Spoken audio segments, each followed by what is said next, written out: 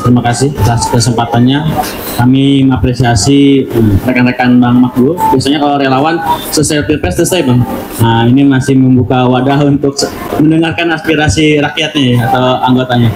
Baik abang-abang sekalian, kami sampaikan bahwa tadi pagi ya kami membaca tentang indeks kesehatan laut ya, OHI ya. Itu dimana indeks kesehatan laut dunia itu sedang turun dari rata-rata global itu 73%. Nah sekarang hanya 69%. Indonesia sendiri dari 69% nilainya menjadi 61%. Dari urutan 152 dari 220 negara, sekarang berada di urutan 189 dari 220 negara. Nah, itu indeks kesehatan laut kita ya. Di situ ada 11 indikator. Salah satu indikator yang kami perhatikan itu tentang bagaimana laut menjadi sumber daya pangan. Nilainya 25%. Mengapa angkanya kecil?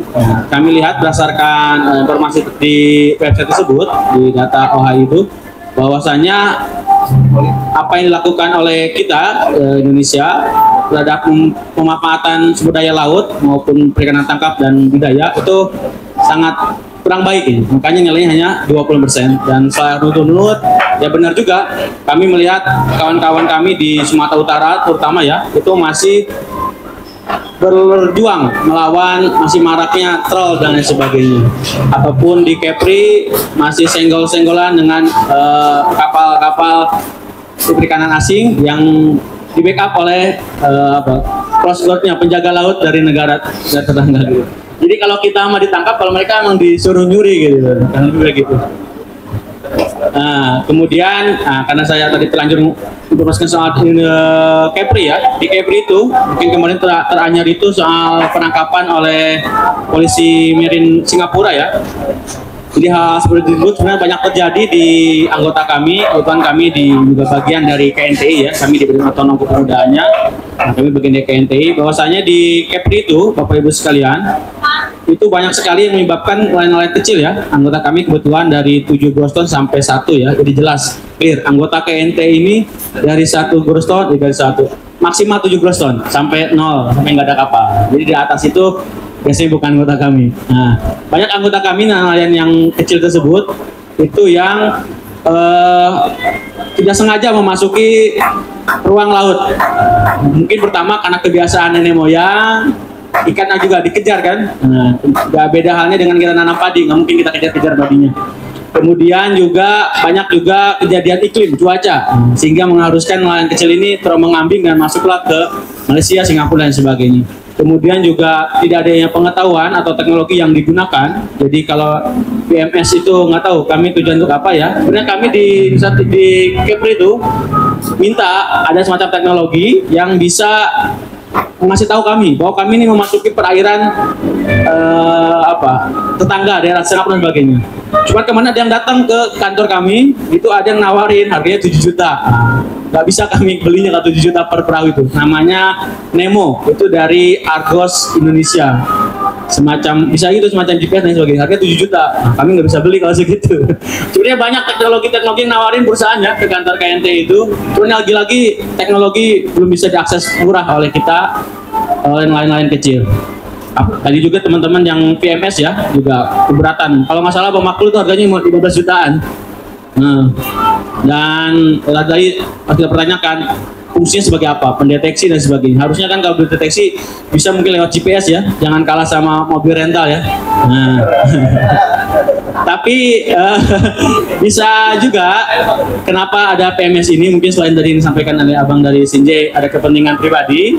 Nah, bisa juga ini adalah cara KKP mengakali kemampuan dia memberikan pengamanan ya. Kenapa? Karena kami dengar tahun lalu itu anggaran keamanan untuk KKP itu bisa bertahan 100 hari. Nah, kami dengar anggarannya sekarang Bang Makbul cuma 28 hari.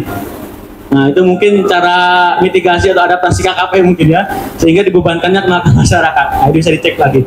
Jadi mungkin nanti bisa didorong ke Pak Prabowo gimana anggaran laut ini jangan dibebankan ke masyarakat tapi oleh negara. Kan instrumennya banyak, ada Bakamla, TNI, wala gitu, SDKP, Bea Cukai bahkan ikut-ikutan ya, kadang-kadang.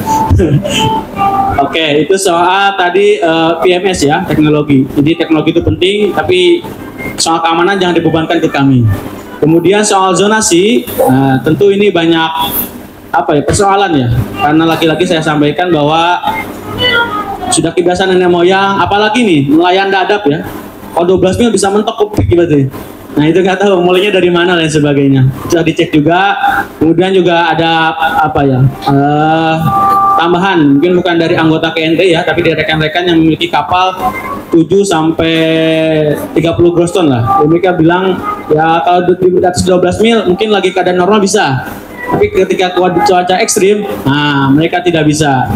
Dan sebagainya itu harus dipertimbangkan ya, skema-skema gitu. Sebenarnya perlindungan itu ada di Undang-Undang 7 nomor 16 ya, 2016 ya, tentang perlindungan nelayan dan sebagainya.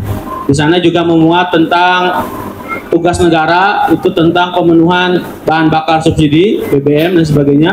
Pertama untuk kapal di bawah 30 gross ton. Izin kami sampaikan, kalau tidak keliru datanya ya, itu baru ada 420 SPBUN di Indonesia. Dari kalau tidak keliru data desa pesisir itu ada 12 ribuan atau 15 ribuan lah kalau sama kelurahan.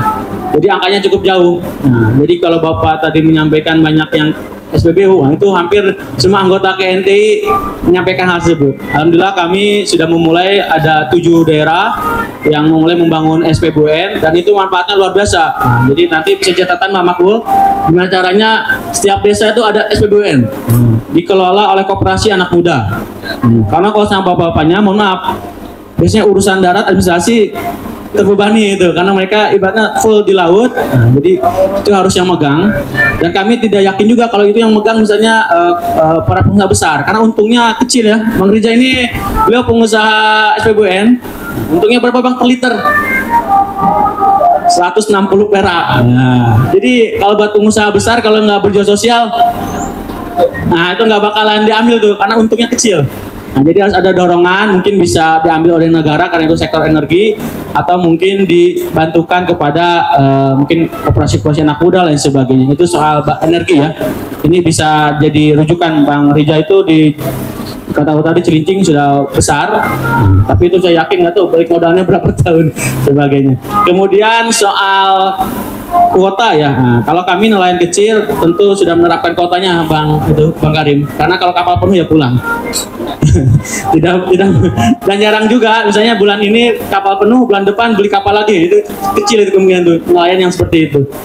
Bahkan nelayan kami di Ternate kalau sudah dapat 5 ekor yang ukuran 30 kilo itu pulang itu kapal di Ternate itu. Nah, hanya saja di Ternate Bang Makbul, dulu itu cuma 1 hari udah dapat tuh 3 ekor, 5 ekor bisa pulang. Sekarang harus 3 hari sampai 5 hari untuk mendapatkan 3 ekor 5 ekor tersebut. Kenapa? Karena banyak rumpun-rumpun yang berdiri di situ, sehingga si tuna itu tidak masuk ke wilayah zona nelayan kecil. Nah, mau tidak mau dengan alat produksi dalam artian kapal yang sama, terus berjuang ke medan yang berbeda gitu. Makanya kalau banyak angka kecelakaan di bulan Oktober, November, Desember, Januari, nah itu sudah bisa diukur lah kecelakaannya karena resiko mulut itu cukup tinggi ya. Bahkan ini salah satu mendorong anak-anak muda untuk tidak minat menjadi nelayan. Pertama resiko tinggi, kedua juga setelah hasil tangkapan ini didapat dijual belum ada yang menyerap. Kawan-kawan kami di Sabang bulan Mei lalu buang-buang ikan, kayaknya tidak terserap. Kemudian nelayan kami di Madura, di Sumeneb kalau nggak salah sekitar bulan September juga ikannya dibuang.